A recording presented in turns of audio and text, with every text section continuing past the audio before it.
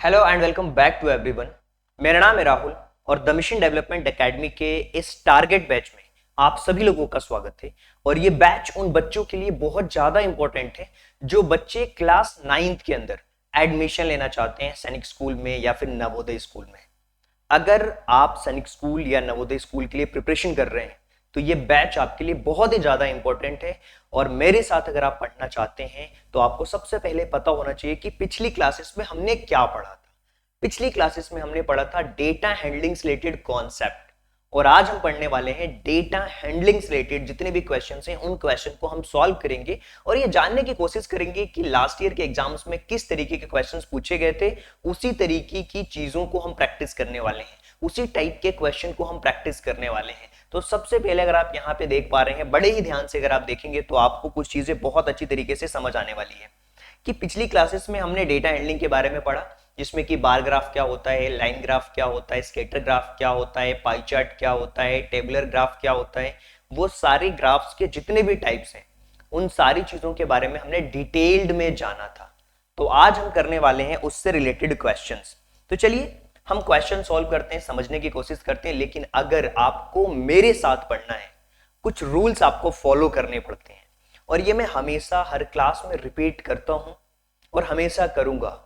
एक रिचुअल की तरह, जिस तरीके से आप डेली पूजा करते हो, नहाते हो, रेडी होते हो, स्कूल जाते हो, उसी तरीके से इसको रिचुअल्स मानो अगर आपको मेरे साथ पढ़ना है तो।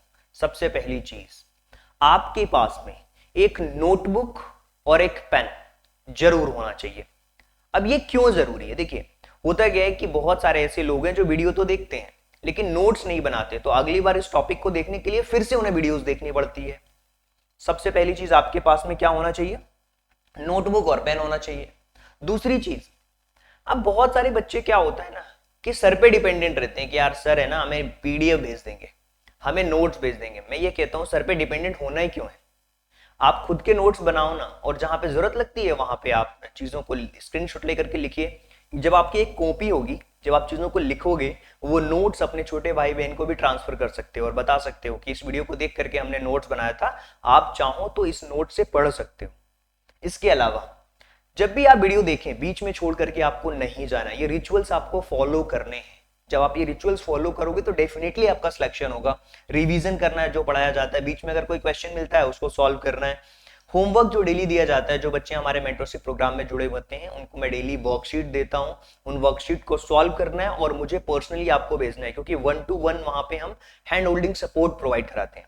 इसके अलावा वीडियो देखते समय पूरी तरीके से फोकस रहें, और इसके साथ साथ जिसको भी सिलेबस ट्रैकर दिया गया है वो सिलेबस ट्रैकर उसको फिल करना जरूरी है और पिछली क्लासेस को अटेंड करना है अगर आप अगली क्लासेस में जाना चाहते हो। यानी कि आज की अगर वीडियो आप देखना है तो आपको पिछली क्लासेस का रिवीजन करके आना है, तो आपको चीजें अच्छी तरीके से समझ आएगी।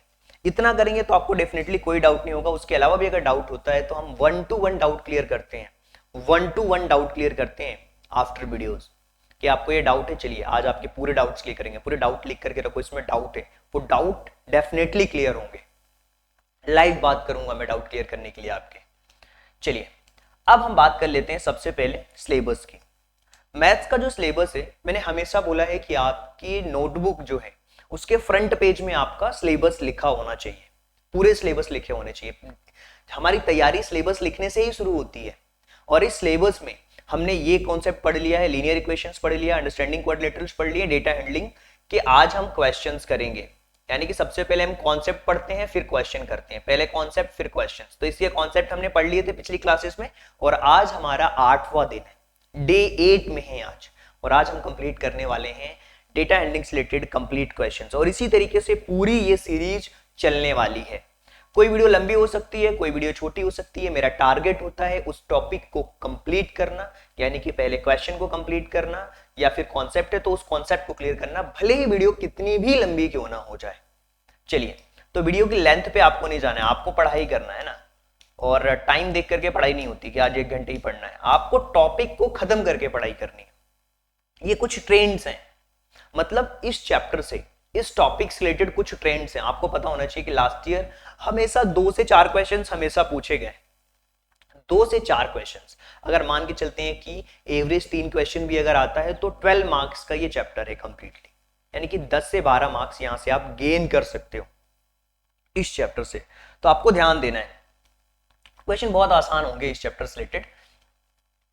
तो आज हम इस डेटा एंडलिंग से रिलेटेड कंप्लीट क्वेश्चन को करने वाले हैं। और बेसिकली जो आपसे क्वेश्चन पूछा जाएगा पाई चार्ट पे, ग्राफ पे, लाइन ग्राफ पे, इसी तरीके के क्वेश्चंस पूछे जाएंगे जिसको हम कहते हैं डेटा इंटरप्रिटेशन। अब ये पहला क्वेश्चन है, इस क्वेश्चन को देखिए, लिखिए, मैं कह रहा हूं इस क्वेश्चन को अपनी कॉपी के अंदर लिखिए। ये डेटा हैंडलिंग का पहला क्वेश्चन है। इसमें क्या दिखा हुआ है कि ये जो आप बार ग्राफ देख पा रहे हो, ये जो बार ग्राफ है आपके सामने, ये जो बार ग्राफ है, इसको मैं थोड़ा सा जूम कर देता हूं अगर आपको विजिबल नहीं हो रहा है तो। ये बार ग्राफ है, क्लियर है? ये बार ग्राफ है, ओके, ये बार ग्राफ है। इस बार ग्राफ में एक तरफ नंबर्स दिए हुए हैं, एक तरफ लिखा हुआ है मंथ के नाम, जनवरी, फरवरी, मार्च, अप्रैल, मई, जून, जुलाई, अगस्त, सितंबर, अक्टूबर, नवंबर एंड दिसंबर। क्वेश्चन ध्यान से आपको पढ़ना है कि एक्चुअल में यहां पे क्या पूछा गया है आपसे। जब आपको ये पता होता है ना कि आपसे क्या पूछा गया, तो आप क्वेश्चन का आंसर बहुत आसानी से दे पाते हो, आप चीजों को अच्छी से समझ पाते हो। यहां पे देखिए बहुत अच्छी चीज दी हुई है कि यहां पे एक बार ग्राफ में, the following bar graph shows the average of daily hours sunshine in the two cities. Observe double bar graph and answer the questions in the which month. कौन से मंथ में the difference between average hour sunshine and the two cities list, कौन से month में जो उनका average hours है वो सबसे कम है, यानी कि किस महीने में दो शहरों की धूप के औसत घंटों के बीच का अंतर सबसे कम है। सबसे कम कहां पे है ये आपको फाइंड आउट करना है। तो यहां पे अगर देखोगे डिफरेंस 2 है और 1 है, तो 2 और 1 का जो डिफरेंस होगा वो 1 होगा। इसी तरीके से यहां पे अगर आप डिफरेंस देखते हो तो ये 3 है और ये 3 से देखोगे तो कुछ कम है। लेकिन सबसे ज्यादा जो डिफरेंस आपको नजर आ रहा है, ये देखिए यहां पे सबसे ज्यादा आपको डिफरेंस नजर आ रहा है। तो आप कह सकते हो कि जो जनवरी है वहां पे सबसे ज्यादा कम है डिफरेंस, हमसे डिफरेंस ज्यादा है। यहाँ पे देखिए सबसे ज्यादा यहाँ पे डिफरेंस है, ज्यादा हमसे नहीं पूछा है, हमसे पूछा है कि सबसे कम। तो सबसे कम डिफरेंस अगर देखोगे तो जनवरी में ही है, इसके बीच का जो डिफरेंस है सबसे कम 1 और 2, वो यहाँ पे ये 1 है और ये कंप्लीटली 2 है, तो कम है, यहाँ पे 1 से भी कम है। और यहाँ भी देखो ये है और यहाँ पे भी देखोगे 3 से ज्यादा है, तो लगभग 1 के बराबर है, लेकिन यहाँ पे सबसे कम है। तो हम कह सकते हैं कि जो जनवरी है वहां पे सबसे कम है, सबसे कम है। सबसे कम पूछा था तो हमने बता दिया, करेक्ट।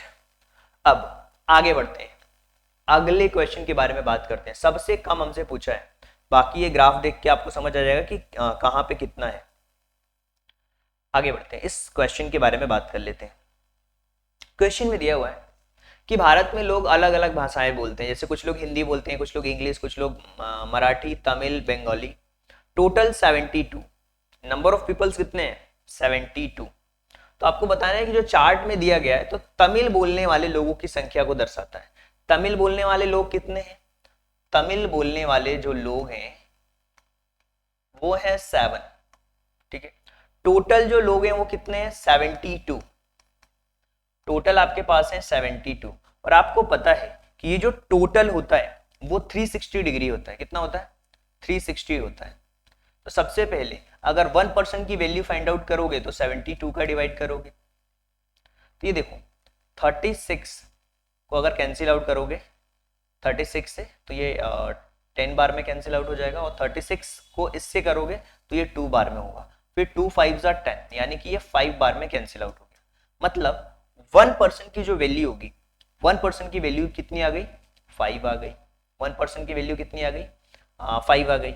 1% की वैल्यू आ गई 5। हमसे पूछा है कि तमिल बोलने वाले लोगों की संख्या क्या है।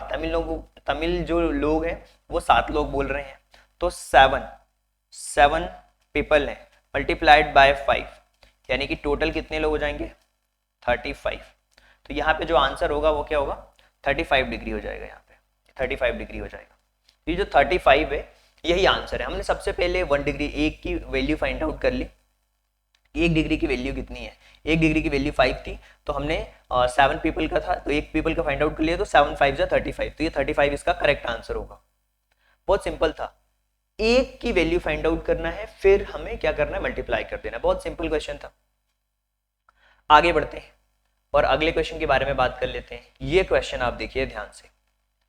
मैं कहता हूं कि हर एक क्वेश्चन को कॉपी के अंदर लिखना है। देखिए सिलेक्शन इस बात पे डिपेंड नहीं करता है कि आपको क्या आता है क्या नहीं आता। सिलेक्शन हमेशा डिसिप्लिन से होता है। सिलेक्शन जो होता है वो डिसिप्लिन नाम की चीज से होता है। डिसिप्लिन से ही आपका सिलेक्शन होगा। क्लियर है? जब तक आप डिसिप्लिन में नहीं रहोगे, चीजों को फॉलो नहीं करोगे, जब तक आपका सिलेक्शन नहीं होगा। मैं हमेशा कहता हूं कि यार जो मैंने रूल्स आपके लिए डिसाइड कर दिए हैं ना डे 1 में, और लास्ट डे जब क्लास हो, तो आपको ये चेकआउट करना है कि क्या मैंने हर दिन इस रूल के साथ पढ़ाई करी। अगर मैंने बोला है फोकस रहना है, तो क्या फोकस थे उस दिन? जब आप इस तरीके से पढ़ोगे डेफिनेटली आपका सिलेक्शन होगा और आप एडमिशन ले पाओगे सैनिक स्कूल में, नवोदय स्कूल में। और ये हैबिट हमें अभी से डालनी है, अभी से डालनी है। क्लियर है? चलिए तो हम आगे बढ़ते हैं और इस क्वेश्चन को देखिए क्या लिखा हुआ है कि लाइन ग्राफ, एक कंपनी है जिसका लाइन ग्राफ में डेटा दिया हुआ है, सेल्स फिगर दिया हुआ है 2002 में 2 करोड़ 4, 5, 8, 10, 12 ये डेटा दिया हुआ है, सेल्स दी हुई है और एक तरफ नंबर ऑफ ईयर्स दिया हुआ है। तो हमसे क्या पूछा है? हमसे ये पूछा है कि study the graph, line graph, and answer the following questions. The average sales of company of even years will be. अब देखिए यहां पे एक वर्ड आया है इवन, इवन आया है। और इवन का मतलब क्या होता है? इवन वो नंबर होते हैं जिसमें 2 का डिवाइड चला जाता है। मैंने हमेशा समझाया था कॉन्सेप्ट में पहले ही दिन जब नंबर सिस्टम का कॉन्सेप्ट पढ़ाया था कि इवन को अगर याद रखना है ना, तो यहाँ पे लेटर देखो 1 2 3 4 4, यानी कि जो 2 से डिवाइड होगा। ओड और इवन में बच्चे कंफ्यूज रहते हैं। तो इवन नंबर्स आपका 2002 है, 2004 है और 2006 है। और इसका हमें फाइंड आउट करना है एवरेज। तो यहाँ पे देखो 2002 का एवरेज अगर हमें निकालना है, तो एवरेज का फॉर्मूला होता है sum of the digits upon total number. ये 4 हो गया 2002 का, 2004 का हो गया आपका 4, हो गया आपका 5, और फिर 6 का हो गया आपका 8। तो ये क्या हो जाएगा? 5 और 4 9, 9 में 8 को जोड़ दोगे, यहाँ पे 6 है, 6 होगा करेक्ट। ये हो गया आपका कितना? 5 और 4 9, 9 और 8, 9 और 8 17, नहीं ये 6 है। 18 अपॉन 3, 18 अपॉन 3 डिवाइड कर दोगे, क्या हो जाएगा? एवरेज 6। तो ऑप्शन नंबर जो सी है वो आपका करेक्ट है। एवरेज आपको पता है सबसे पहले जो नंबर है उसका टोटल करते हैं। यहाँ पे ये 6 है, ये ना 6 है, ये ग्राफ थोड़ा ऊपर नीचे हुआ है, ये 6 है और ये आपका 4 है और ये आपका 8 है, ये 8 है, ये 6 है, ये 2 है। तो यहाँ पे प्लस करके डिवाइड कर देंगे तो 3 आ जाएगा आंसर इसका, सॉरी 6 आ जाएगा। ऑप्शन नंबर जो सी है वो आपका करेक्ट ऑप्शन है, राइट। चलिए आगे चलते हैं, अगले क्वेश्चन के बारे में हम बात करते हैं और नेक्स्ट क्वेश्चन है ये आपकी स्क्रीन पे। ध्यान से देखिए इस क्वेश्चन को। पाई चार्ट दिया हुआ है आपके सामने और इस पाई चार्ट में कुछ चीज दी हुई है। वो क्या है? पाई चार्ट में सबसे पहली चीज जो आपको दी हुई है कि इसमें रक्त का प्रतिशत दिया हुआ है, करेक्ट। और हमें ए और बी वालों की कुल संख्या 82 है, तो ए बी और ओ वाले लोगों की संख्या बताना है। तो यहाँ पे सबसे पहले अगर देखा जाए इस क्वेश्चन के अंदर, इस क्वेश्चन को अगर आप ध्यान से देखोगे तो आपको चीजें बहुत अच्छी तरीके से समझ आ जाएंगी कि कितने लोग ऐसे हैं जो type A type be in सारी चीजों में हैं। तो सबसे पहले अगर हम यहाँ पे देखें तो हमें पाई चार्ट दिया हुआ है एक समूह के लिए। If the total number of people, total number of यहाँ पे दिया हुआ है ए और बी का 82, ए और बी वाले जो लोग दिए हुए हैं इनका दिया हुआ है 72। कितना दिया हुआ है? 72 दिया हुआ है। तो ए और बी का 72 होता है। परसेंट हम देख लेते हैं 16% प्लस 25%। तो 16% और 25%, ये कितना हो जाएगा? 5 और 6 11, कैरी 1, 2 और 1 3 और ये 4, 41% हो जाएगा। कितना हो जाएगा ये? 41%। इसी तरीके से अगर हमें पता है कि ये हमारा हो गया 41%, करेक्ट, और हमें टोटल जो संख्या दी हुई है वो दी हुई है 80, मैंने 72 लिख दिया, 72 नहीं है वो 80 है, 82 है। कितना दिया हुआ है यहाँ पे? 82 दिया हुआ है, वो 82 है, ए और बी मिला करके। यहाँ पे ये 41% है, 41% की वैल्यू 82 है, 41% की वैल्यू 82 है, तो 1% की वैल्यू कितनी आ जाएगी? 1% की वैल्यू आएगी 82 अपॉन 41, कैंसिल आउट करेंगे 2 आएगा, तो 1% की वैल्यू कितनी आ गई? 2 आ गई। तो 100% की अगर वैल्यू हमें फाइंड आउट करना है तो वो कितनी हो जाएगी? 200 हो जाएगी। कितनी हो जाएगी? 200। तो हमें बस इतना बताना है कि ए बी, और ए बी का हमें परसेंट दिया हुआ है कितना? 19। इसके अलावा हमें बताना है ओ, 19 प्लस यहाँ पे हमें कितना दिया हुआ है? 40 दिया हुआ है, तो हमारे पास हो गया ये 9 और ये हो गया 59, और 1% की वैल्यू है 2, तो 59% में 2 का मल्टीप्लाई कर देंगे तो 9 2 जा 18 हो जाएगा, कैरी होगी 1, 5 2 जा 10 और 11, 118। ऑप्शन नंबर जो डी है वो करेक्ट आंसर है। So option number D is the right answer. Option number D जो है वो राइट आंसर है।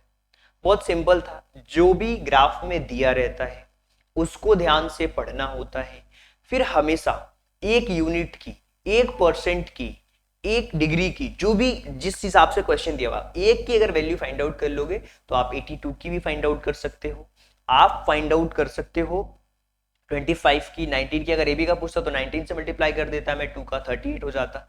इस तरीके से क्वेश्चन सॉल्व करने की हमारी जो अप्रोच है वो इसी तरीके से होनी भी चाहिए।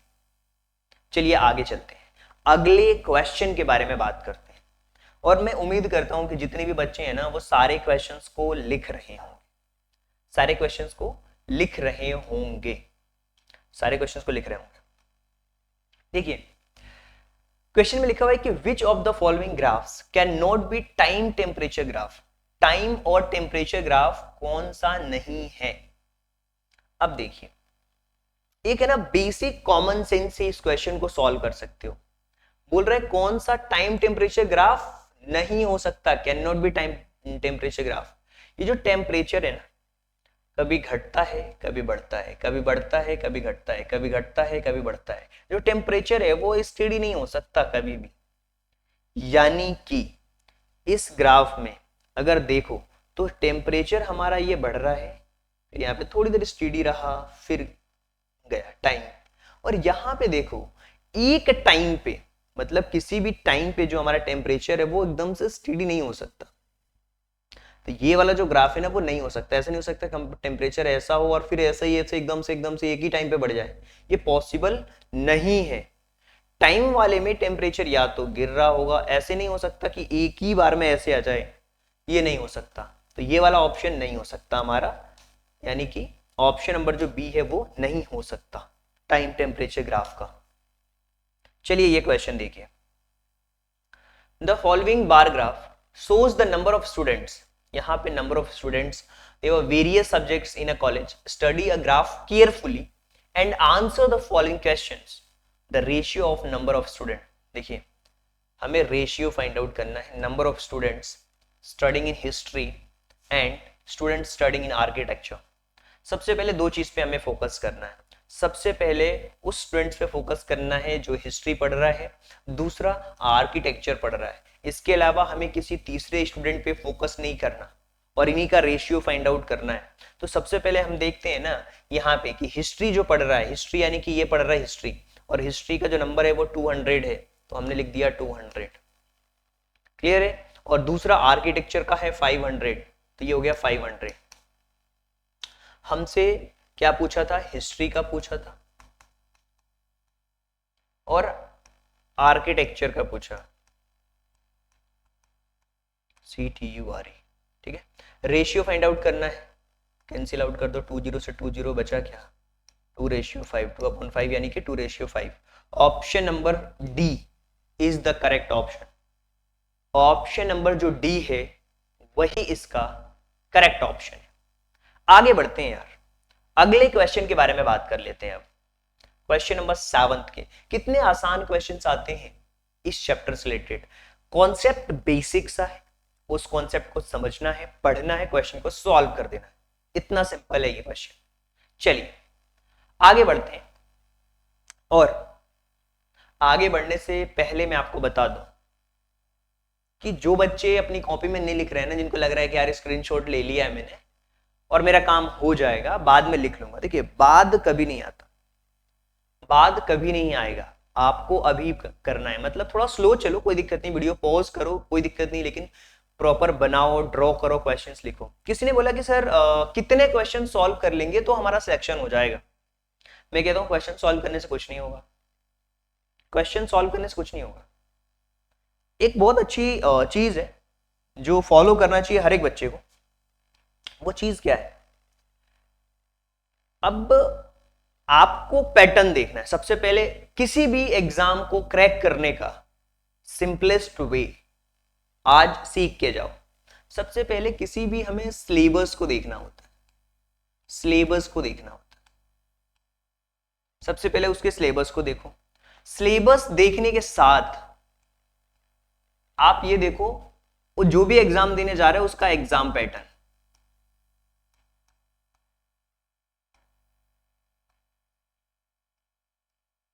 एग्जाम पैटर्न आपने देख लिया, सिलेबस देखा, एग्जाम पैटर्न देखा। इसके बाद आपको फोकस करना है प्रीवियस ईयर के क्वेश्चन पे।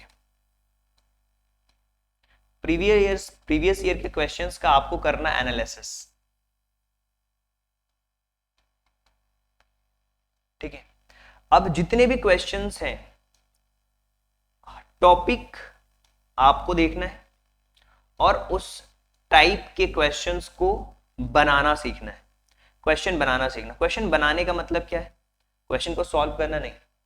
जैसे मान लीजिए ये एक हमारा टॉपिक है डेटा हैंडलिंग, और डेटा हैंडलिंग में ये जो क्वेश्चन दिया हुआ है वो पाई चार्ट से रिलेटेड दिया हुआ है जिसमें सेंट्रल एंगल पूछा है, यानी कि सेंट्रल एंगल से रिलेटेड क्वेश्चन पूछा है। अब आपको क्या करना है? सेम एक ऐसे ही क्वेश्चन अपने दिमाग में फ्रेम करना है। यार यहाँ पे पाई चार्ट दिया हुआ है, यहाँ पे अगर ये वैल्यू इतनी होती, 3% की जगह 5% होता, 17% की जगह पे 10% होता, तो इसका आंसर क्या होना चाहिए था। क्वेश्चन खुद प्रिपेयर करो और उसके जैसे क्वेश्चंस को बनाओ। और यही तो होती है एक मेंटरशिप प्रोग्राम में, यही चीज होती है। मैं आपको प्रीवियस ईयर के क्वेश्चन पेपर का पूरा एनालिसिस बताता हूं, टॉपिक वाइज, टाइप वाइज।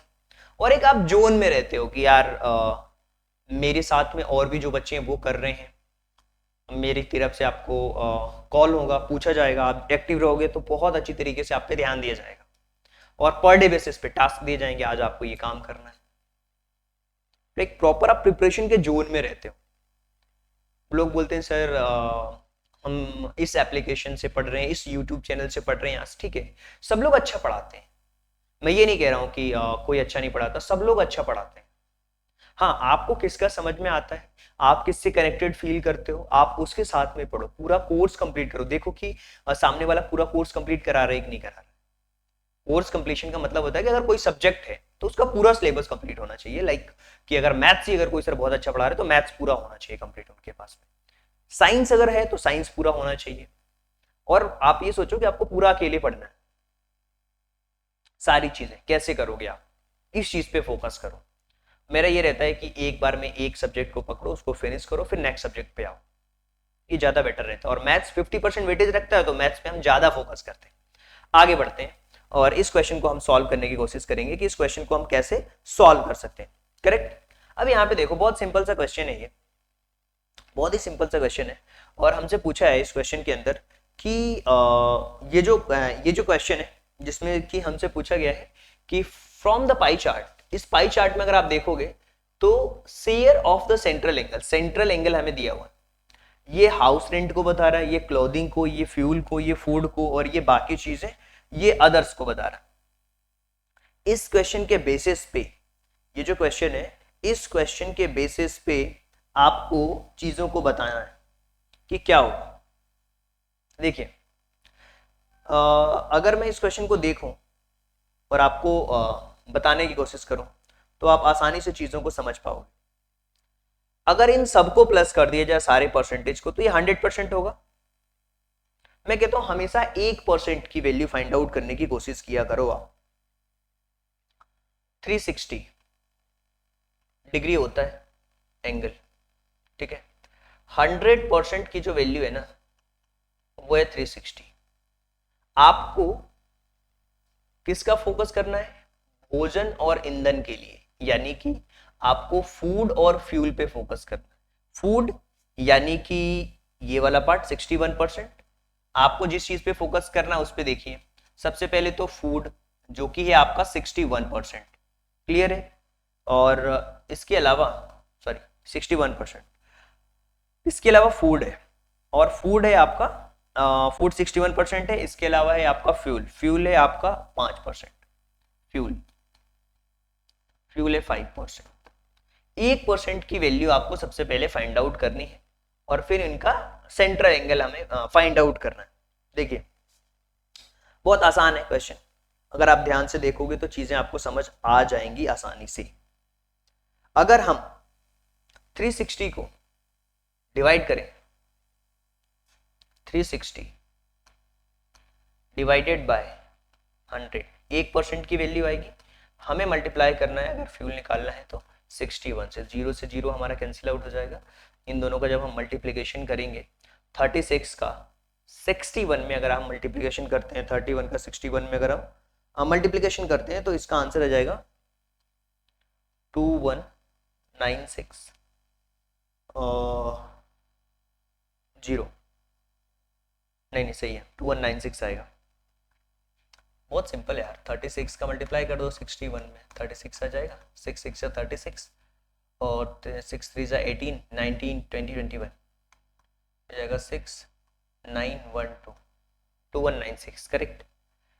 तो ये तो आ गया 2196 डिवाइडेड बाय 10, एक डिजिट से ठीक पहले पॉइंट लग जाएगा तो 219.6, 219.6 इसमें आ रहा है, ये वाला ऑप्शन नंबर बी करेक्ट है। अब 18 भी आना चाहिए तो हम इसमें 5 का फिर से कर लेंगे, तो 36 डिवाइडेड बाय 100 मल्टीप्लाइड बाय 5, तो यहाँ पे क्या हो जाएगा 0, ओके, और 0 8 1 100, 0 से 0 कैंसिल आउट 18, यहाँ पे क्या आ गया 18। सो ऑप्शन नंबर जो बी है वो आपका करेक्ट ऑप्शन होगा। चलिए अगले क्वेश्चन के बारे में बात करते हैं। बहुत सिंपल क्वेश्चन है ना, अगर आपको एंगल फाइंड आउट करना है, 1% की वैल्यू फाइंड आउट करिए, जो पूछा है उससे मल्टीप्लाई कर दीजिए। ये बहुत सिंपलेस्ट वे होता है अगर इस तरीके के क्वेश्चन आते हैं तो। ये बहुत इंटरेस्टिंग क्वेश्चन है, कॉन्सेप्ट पढ़ाया मैंने, आप उसे जज कर सकते हो कि पाई चार्ट को क्या बोलते हैं। पाई चार्ट को पिक्टोग्राफ, हिस्टोग्राफ या पाई सर्कल की तरह होता है, सर्कल चार्ट बोलते हैं। Option number C is the right answer. Option number C जो है वो सही आंसर है। आगे चलते हैं नेक्स्ट क्वेश्चन के बारे में। चलिए इस क्वेश्चन को सॉल्व करके बताइए, लिखिए यार, क्वेश्चन को लिखा करिए। निम्नलिखित पाई चार्ट एक व्यक्ति के खर्चों को दर्शाता है जिसकी कुल आय 28,000 है। यदि वह 4,900 बचाता है तो एक्स का मान ज्ञात करना है, सेविंग निकालनी है। टोटल इसका दिया हुआ है, टोटल इसका हमें दिया हुआ है, हमें फाइंड आउट करनी है इसकी एक्स की वैल्यू फाइंड आउट करना है। तो बहुत आसान है। सबसे पहले अगर ये जो टोटल है, टोटल यानी कि टोटल जो डिग्री होगी वो 360 डिग्री होगी। 360 की जो वैल्यू है वो 28000 है।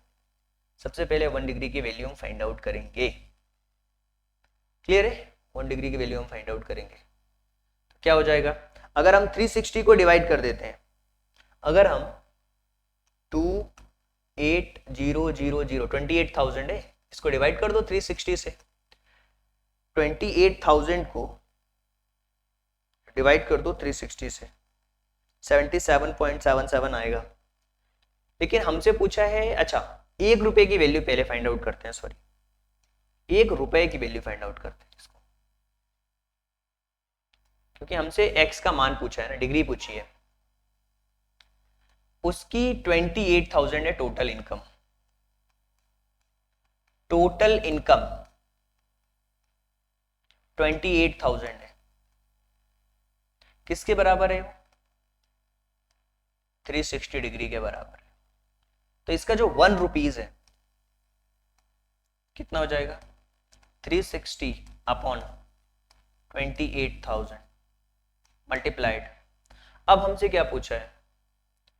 वो 4,900 सेव कर रहे हैं। तो 1 रुपए की वैल्यू आ गई इतनी। ये 1 रुपए की वैल्यू है। आप चाहो तो 0 से 0 कैंसिल आउट कर सकते हो। 0 से 0 कैंसिल आउट कर दिया। चलिए ठीक है, कोई दिक्कत नहीं है। अब यहाँ पे अगर आगे देखा जाए इस क्वेश्चन में, तो ये 1 रुपए की वैल्यू आ गई 36/2800। मल्टीप्लाई कर दो। कितने का मल्टीप्लाई करोगे? 4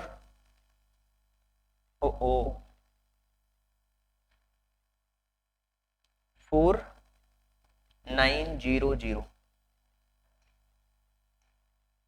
ये 2 जीरो से हमारे ये 2 जीरो कैंसिल आउट हो गए। अब हमारे पास आ गया 36 मल्टीप्लाइड बाय 49 डिवाइडेड बाय 28। अब ये चीज आ गई है। अब इसको आपको सॉल्व करना है। 36 मल्टीप्लाइड बाय 49, 36 को 49 से मल्टीप्लाई कर दो, या कैंसिल आउट करना है तो कैंसिल आउट भी कर सकते हो, ऐसा कुछ भी नहीं है। तो मैं 2 से कैंसिल आउट करता हूं पहले। 2 से ये 18 बार में, करेक्ट, और ये 2 से 14 बार में, फिर 2 से ये 9 बार में, और 2 से ये 7 बार में, फिर 7 7 जा 49, फिर 9 मल्टीप्लाइड बाय 7 यानी कि 63।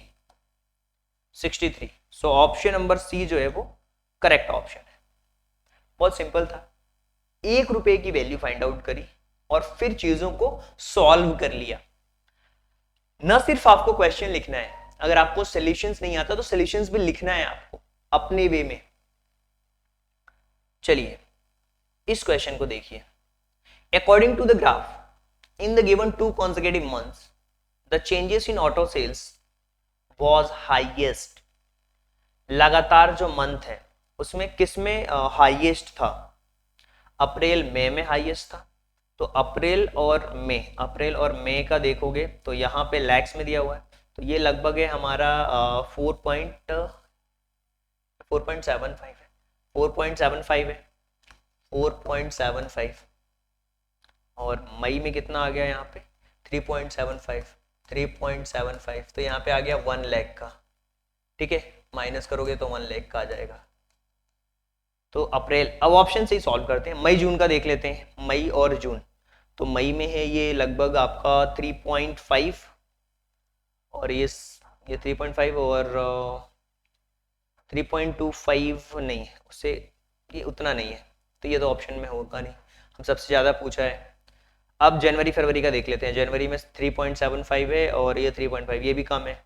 फरवरी मार्च का देख लेते हैं। फरवरी में 3.5 है और मार्च में ये है 4.25 माइनस 3.75, सो ये भी 1 लाख से भी कम है।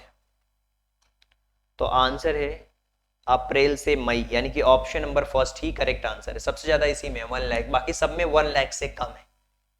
तो इस तरीके से हम आंसर्स को जज कर सकते हैं आसानी से और क्वेश्चन सॉल्व कर सकते हैं। चलिए यार ये क्वेश्चन देखते हैं, डायरेक्ट आंसर लिखते हैं, कोई बात नहीं। आपको बताना है कि इसका करेक्ट आंसर क्या होगा।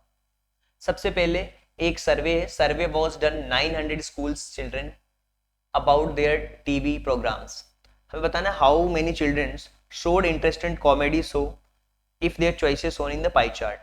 कॉमेडी शो को कौन, ये ए बी और C, how many childrens their choices shown in the pie chart A B C D. The survey was done, स्कूली बच्चों पर पसंद किए गए टीवी प्रोग्राम को लेकर सर्वे किया गया। Sports, comedy show, serial and news. How many children show interested in comedy show, तो कॉमेडी शो में कितने बच्चों ने इंटरेस्टेड दिखाया, ये हमें बताना है। अच्छा कितने लोगों ने, बी वाला, यानी कि बी वाला 100 डिग्री है, तो 100 डिग्री में कितने बच्चों ने दिखाया ये हमें बताना है, करेक्ट। चलिए तो सबसे पहले चीज जो हमें देखना है कि टोटल डिग्री पे कितना हो रहा है, फिर 1 डिग्री की वैल्यू निकालेंगे, फिर उसको डिवाइड कर देंगे तो हमारे पास में आंसर हो जाएगा। चलिए सबसे पहले हम इन सबको प्लस कर देते हैं, ए बी सी और डी। तो ए का है 110, बी का है आपका 100 एंड सी का है आपका 94 एंड इसका है 56। इन सबको प्लस करेंगे, 6 और 4 10, कैरी 1, 1 और 2 3, 3 और 9 12, 12 और 5, 12 और 5 17, फिर कैरी 1, 1 2 3, 370 हो गया। अब 370 को हम डिवाइड करेंगे 900 से, 370 डिवाइडेड बाय 900, तो 900 को हम डिवाइड करेंगे किससे, 370 से, तो हमें 1 डिग्री की वैल्यू आ जाएगी 24 पॉइंट समथिंग। और फिर हम 900 सही है, प्लस में दिक्कत तो नहीं करी हमने। 56 प्लस 94, 56 प्लस 94 150 हो जाएगा, और 150 में हमने प्लस कर दिया 220 को, 220 370 करेक्ट। 370 की जो वैल्यू है वो 900 स्कूल चिल्ड्रंस पे किया गया, तो 900 divided by 370, 900 divided by 370 multiplied by comedy show का हमसे पूछा है, कॉमेडी शो यानी कि बी वाला, और मल्टीप्लाइड बाय 100, 243 समथिंग आ रहा है। नहीं, कुछ ना कुछ डेटा में मिस्टेक्स है।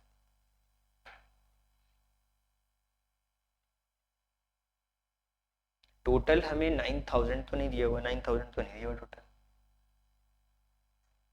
देखिए इस क्वेश्चन को मैं बता देता हूं आपको, टोटल तो 370 आ गया, तो हम एक की वैल्यू अगर फाइंड आउट करेंगे, टोटल हमें 9000 दिया हुआ है, 900 दिया हुआ है, 900 दिया हुआ है, तो 370 की जो वैल्यू है वो 900 है, तो 370 डिग्री की 900 है, 1 डिग्री की अगर निकालना है तो 900 डिवाइडेड बाय 370। हमसे पूछा है कि कॉमेडी शो, कॉमेडी शो यानी कि बी वाला, इसमें 100 का मल्टीप्लाई कर दिया हमने, जीरो से ये जीरो कैंसिल आउट हो गया, तो यह जो हो गया 90,000 डिवाइडेड बाय 37। देख लो 9000 डिवाइडेड बाय 9000 डिवाइडेड बाय 37, 243, 243.24, मतलब ऑलमोस्ट अगर देखा जाए तो ऑप्शन जो हमारे दिए हुए हैं, ऑप्शन तो इसमें नहीं दिया हुआ है, अच्छा सही आ रहा है, तो 250 रख सकते हैं क्योंकि इसके पास में ही आ रहा है हमारा लगभग। तो अगर अप्रोक्स में आंसर आया तो इस पे टिक करके निकल जाना है आप। चलिए इस क्वेश्चन के बारे में बात कर लेते हैं। लाइन ग्राफ में 8 हफ्तों में किसी कंपनी द्वारा बेची गई वस्तुओं की संख्या है, तो हमें एवरेज बताना है 8 वीक्स का।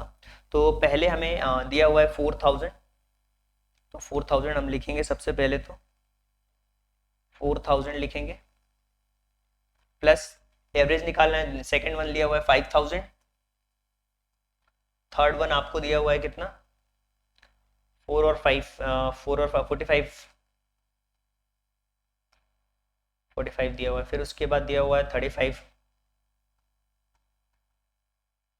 आ गया, हो गया 1 हो गया, 2 हो गया, 3 हो गया, 4 हो गया, 1 2 3 4 35 हो गया। अब ये जो है वो 4000 फिर से 4000, फिर 4000, ये हो गया 4000 फिर है 4500, और 4500 के बाद में है फिर से 5500, 8 से डिवाइड कर दो। अब देखो 4000 और 5000 कितने हो जाएंगे 9000, 9000 और ये 4500 और ये 4500, 9000 और 9000 18000 हो जाएंगे। 18000 के बाद 18000 में 18000 हो गया, इतना इसको प्लस किया, इसको प्लस किया, इसको प्लस किया और इसको प्लस किया, 18000 हो गए। अब हमें 18000 में ये 4000 और ऐड कर दिया हमने, तो ये हो जाएगा 22,000 हो गया ये। और ये हो गया हमारा 26,000, ठीक है। 22, ये हो गया 26,000, क्लियर है।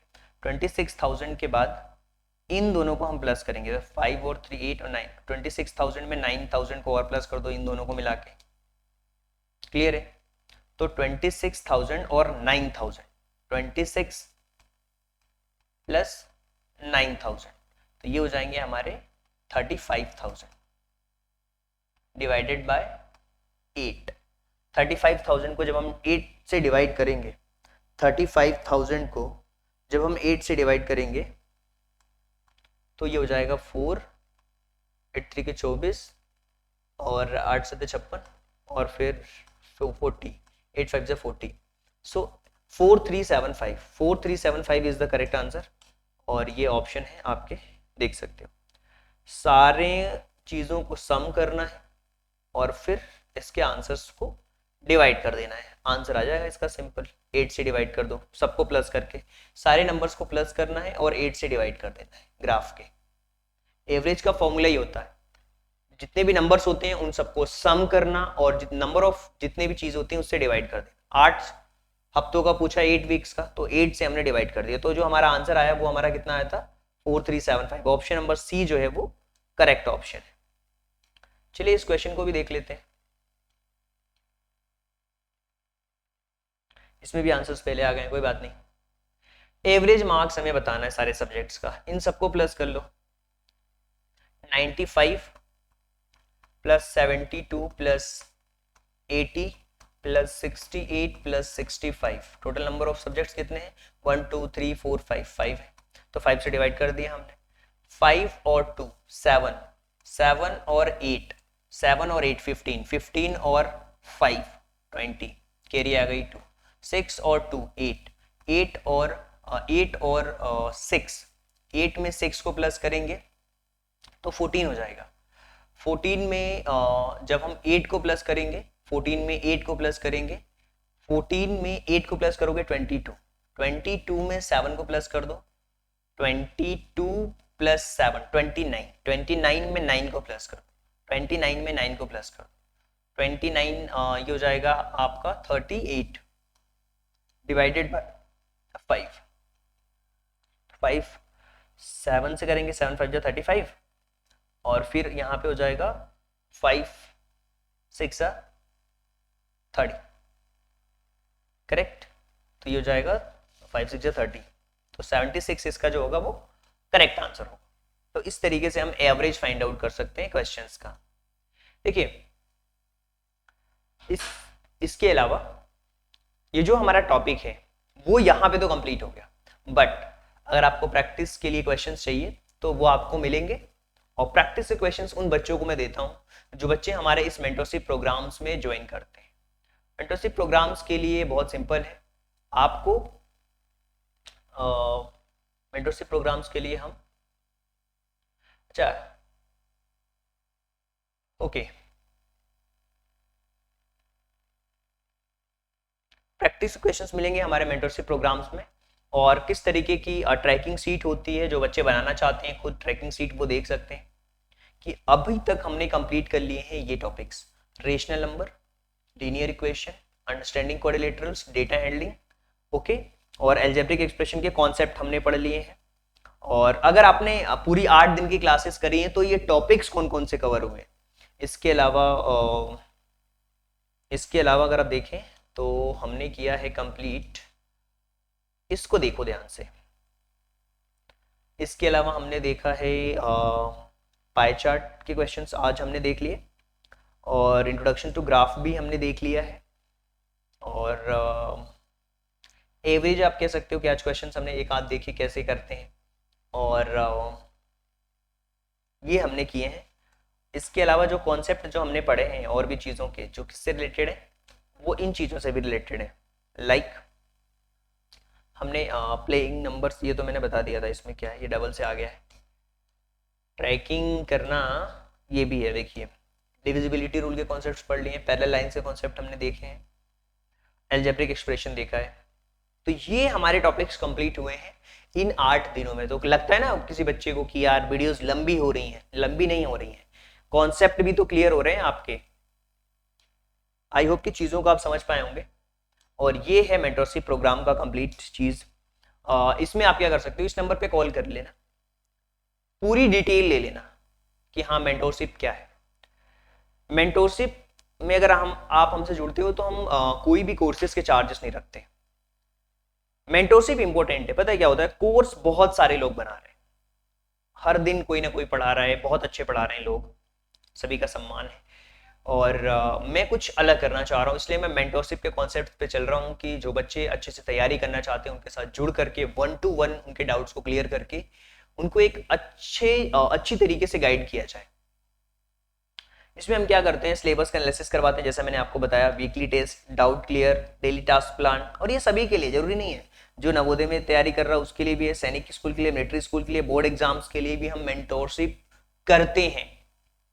So thank you so much and thanks for giving your precious time at the last. God bless you. Thank you so much. Thank you so much. मिलते हैं अगले वीडियो लेक्चर्स में और वहां पे हम कुछ नए कॉन्सेप्ट सीखेंगे।